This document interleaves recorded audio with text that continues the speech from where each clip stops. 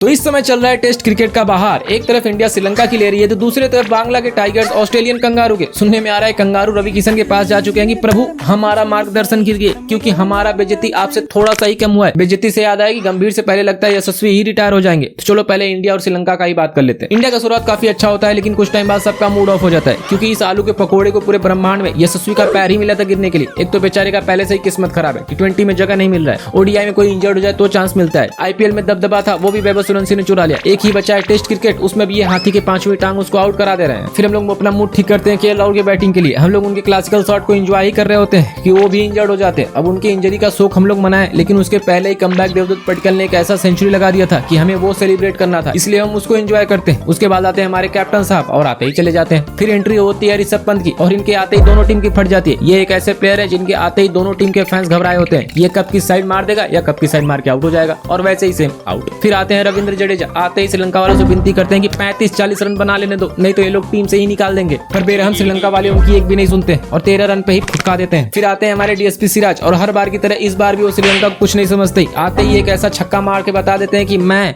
आ चुका हूं। लेकिन सिराज भाई कितना भी छक्का मार लो हर्षित राणा से आगे नहीं जा पाओगे।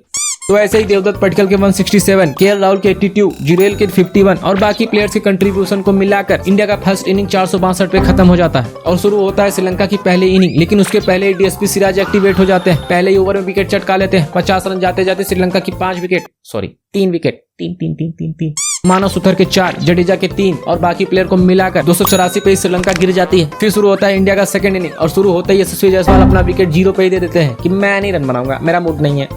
लगता है सच में जीजी से पहले इनको रिटायरमेंट लेना है। तो ऐसे ही स्पाइडरमैन पंत के 66, देवदत्त पडिक्कल के 44 और केएल राहुल पडिक्कल के किसिंग सीन को एंजॉय करते हुए इंडिया का सेकंड इनिंग 193 रन पे खत्म हो जाते हैं। पर दुख इस बात का है कि हेलमेट की वजह से हम लोग लिप टू लिप मिस कर दिए। शिट।